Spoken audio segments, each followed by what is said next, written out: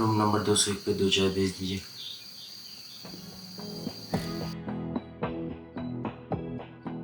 तो हम अपने सुबह की शुरुआत करते हैं एक कप चाय के साथ, और यह हमारा मिरिक में दूसरा दिन है। तो हम हो चुके हैं रेडी अपने दूसरे दिन को एक्सप्लोर करने के लिए। तो चलिए चलते हैं।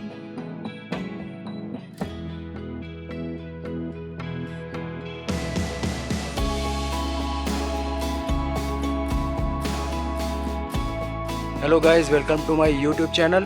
तो आज है हमारा मिरिक में दूसरा दिन और आज हम निकल रहे हैं नेपाल के लिए। तो चलिए आपको नेपाल का वर्चुअल टूर कराते हैं। मिरिक से 10 किलोमीटर की दूरी पर गोपालधारा टी एस्टेट है। यह हिंदुस्तान में स्थित एक चाय बागान है जो दुनिया की सबसे बेहतरीन दार्जिलिंग चायों में से एक है। यह एस्टेट मिरिक के पास दार्जिलिंग जिले की रोंगवोंग घाटी में स्थित है। यह बागान दुनिया के सबसे ऊंचे चाय बागानों में से एक है, जिसकी औसत ऊंचाई 6000 फीट और शिखर 7000 फीट है।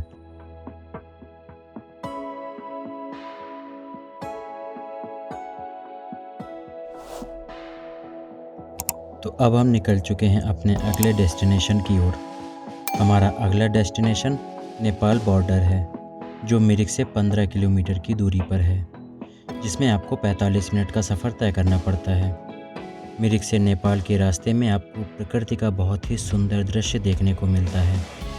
यह 45 मिनट का सफ़र कब पूरा हो जाता है आपको पता ही नहीं चलता है।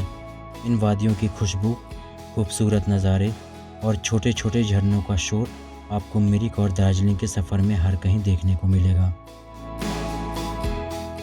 तो नेपाल बॉर्डर पे हम आ चुके हैं। सारी सिक्योरिटीज़ को क्लियर करने के बाद अब हम नेपाल में एंटर करने जा रहे हैं। तो चलिए आपको नेपाल का टूर कराते हैं। पश्चिम बंगाल के दार्जिलिंग जिले में मिरिक और पानीटंकी नेपाल के साथ भारत के 2 सीमा बिंदु हैं। दार्जिलिंग में भारत नेपाल सीमा लगभग 100 किलोमीटर तक फैली है। मिरिक में पशुपति सीमा बिंदु नेपाल में पशुपतिनाथ आने वाले पर्यटकों द्वारा अक्सर इस्तेमाल किया जाता है। तो अभी हम रुके हैं नेपाल के कन्यम में, जहाँ पे हम कुछ ब्रेकफास्ट करने के लिए आए हुए हैं। और ये कन्यम में ही एक व्यू पॉइंट है, जहाँ पर अभी तो पूरा बादल से घिरा हुआ है, आपको भी यहाँ पे कुछ भी नहीं दिखेगा। और अगर आप ऑफ सीज़न में आते हैं, ठंडी में आते हैं, तो में भी आपको देखने को काफ़ी कुछ मिलेगा।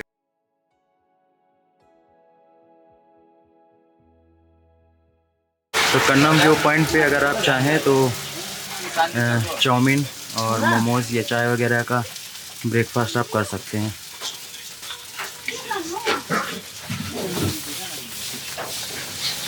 और अभी हमने दीदी को कुछ पैसे दिए थे इंडियन रुपीज़ में, तो हमें नेपाली रुपए देखने को मिले और वो हम आपसे अभी शेयर करते हैं, आपको दिखाते हैं।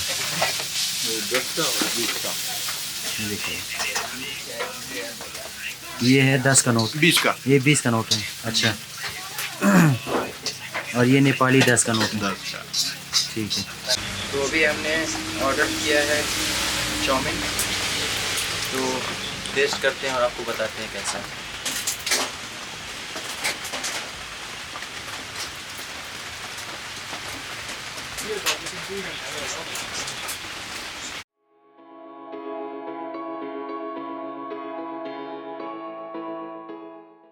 इलाम डिस्ट्रिक्ट में आप ये एक कन्यम व्यू पॉइंट है। आप यहाँ पर आकर यहाँ के व्यू का आनंद ले सकते हैं।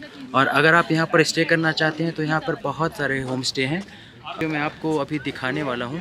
तो आप एक बार नज़ारा देखिए। कन्याम नेपाल के इलम जिले में स्थित एक शहर और पर्यटन स्थल है। कन्याम को पूर्वी नेपाल की रानी कहा जाता है। यहाँ की खासियत यहाँ के हरे भरे चाय के बागान व पिकनिक के लिए कई जगह है। यहाँ के प्राकृतिक वातावरण को देखने हर साल हज़ारों पर्यटक आते हैं व न्यू मैरिड कपल यहाँ हनीमून के लिए भी आते हैं।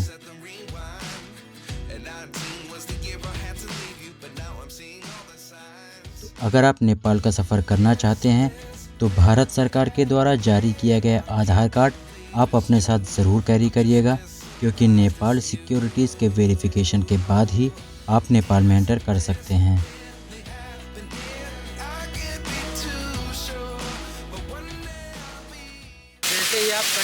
श्रीअंतु की ओर बढ़ते हैं तो आपको रास्ते में ऐसे छोटे छोटे वाटरफॉल देखने को मिलेंगे जो बहुत ही खूबसूरत है और आपको बहुत ही मज़ा आने वाला है।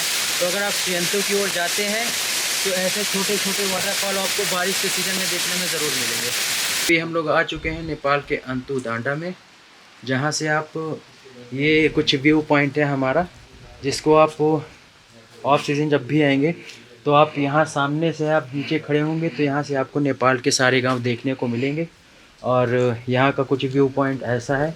और आप यहाँ से जैसे ही ऊपर की ओर आएंगे तो आपको पाइन ट्रीज़ देखने को मिलेंगे जो बहुत ही बड़े बड़े पेड़ हैं और बहुत ही खूबसूरत हैं। जैसे कि प्रकृति बहुत सुंदर भी होती है और प्रकृति बहुत ज़्यादा खतरनाक भी होती है। तो आप यहाँ से ऊपर आएंगे तो आपको जो है पाइन ट्रीज़ के बहुत अच्छे अच्छे पेड़, बड़े बड़े पेड़ देखने को मिलेंगे जो आपको बहुत ही सुंदर लगेंगे देखने में।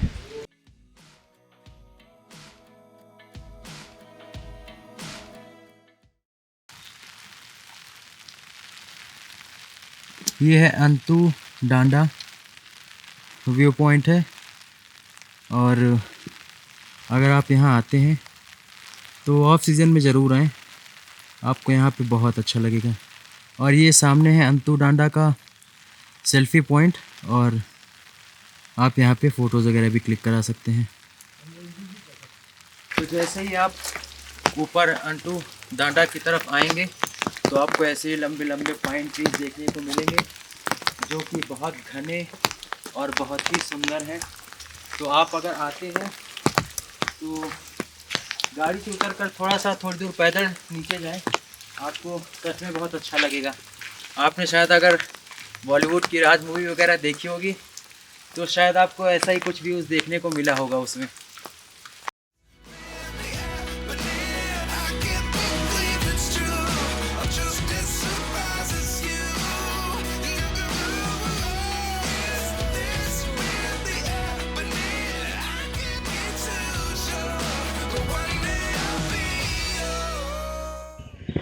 तो अभी हम खड़े हैं अंटू डांडा में और यहाँ की लोकल मार्केट कुछ ऐसी है जहाँ पे आपको छोटी छोटी दुकानें देखने को मिलेंगी। और अगर आप अपने ज़रूरत का डेली यूज़ से रिलेटेड कोई भी सामान ख़रीदना चाहते हैं तो आप यहाँ से ईज़िली ख़रीद सकते हैं।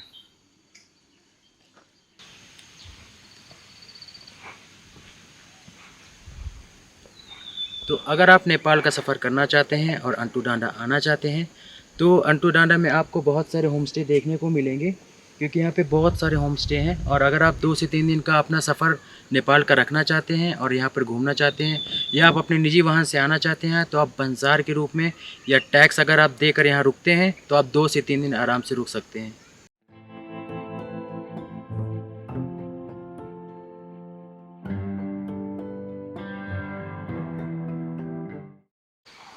तो अभी हम हैं श्रीअंतु पोखरी में और ये आप तालाब देखिए, कितना सुंदर तालाब है यहाँ पे। और ये नेपाल में ही स्थित है श्रीअंतु पोखरी। जब आप नेपाल का सफ़र करेंगे तो आप किसी से भी पूछिएगा श्रीअंतु पोखरी, ये बहुत ही सुंदर व्यू है। और यहाँ पर आपको बहुत ढेर सारे होम स्टे देखने को मिलेंगे जैसा आप देख पा रहे हैं। और अगर आप आते हैं तो यहाँ 2 से 3 दिन का आप स्टे ज़रूर रखिएगा। अपनी निजी भागदौड़ वाली ज़िंदगी को छोड़कर 2-3 दिन अपने लिए निकालिए आप, तो आपको बहुत अच्छा लगेगा यहाँ पे।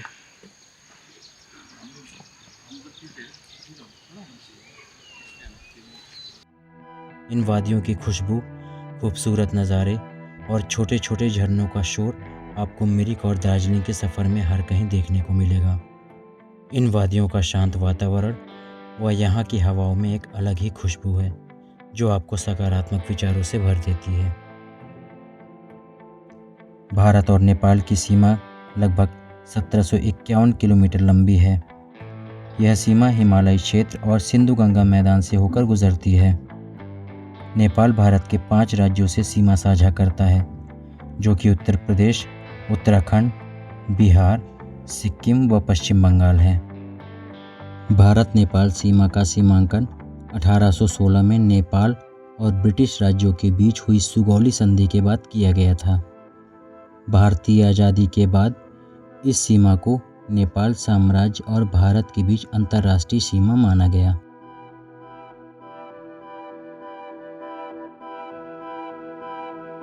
तो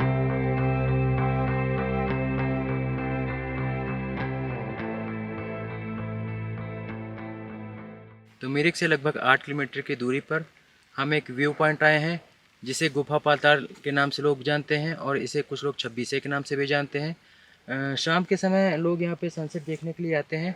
तो अगर आप इस जगह को एक्सप्लोर करना चाहते हैं तो यहाँ पे बिल्कुल आइए, क्योंकि बहुत ही खूबसूरत जगह है, आपको बिल्कुल पसंद आएगी।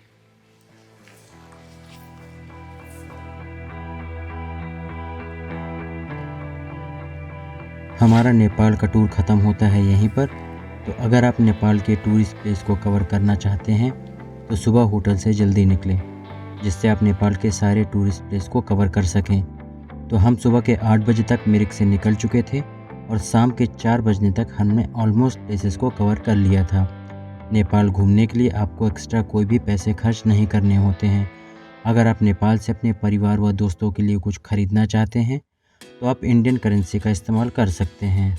अगर आप मिरिक 2 दिन का स्टे करते हैं और सेकेंड डे में आप नेपाल को कवर करना चाहते हैं तो 5,000 रुपये में आप मिरिक से नेपाल के लिए प्राइवेट कैब बुक कर सकते हैं। ड्राइवर का नंबर मैं आपको नीचे डिस्क्रिप्शन पर दे दूंगा, या आप त्रिदेवी होम स्टे पर भी बात करके अपनी कार बुक करवा सकते हैं। वहीं अगर आप प्राइवेट कार से नेपाल का सफ़र करना चाहते हैं तो नेपाली करेंसी के हिसाब से आपको अलग अलग वाहनों के हिसाब से भंसार या टैक्स देना होता है। यह टैक्स आप नेपाल में कितने दिनों के लिए स्टे कर रहे हैं पर निर्भर होता है। नेपाल के टूरिस्ट प्लेस को आप एक ही दिन में कवर कर सकते हैं। तो आज का ब्लॉग हम ख़त्म करते हैं यहीं पर। और अगर आपने हमारे मिरिक ब्लॉग की वीडियो नहीं देखी है तो डिस्क्रिप्शन पर जाकर आप वो वीडियो देख सकते हैं, जिसमें मैंने होटल, फूड और मिरिक के ट्रैवल एक्सपेंसेस को कवर किया है। नेक्स्ट ब्लॉग में हम कवर करेंगे दार्जिलिंग को। तो अभी के लिए वीडियो को लाइक करिए, और अगर आपकी कोई क्वेरीज है तो कमेंट बॉक्स में कमेंट करना ना भूलें। और सबसे ख़ास चीज़, चैनल को सब्सक्राइब करना बिल्कुल भी ना भूलें। तब तक के लिए नमस्ते, बाय बाय।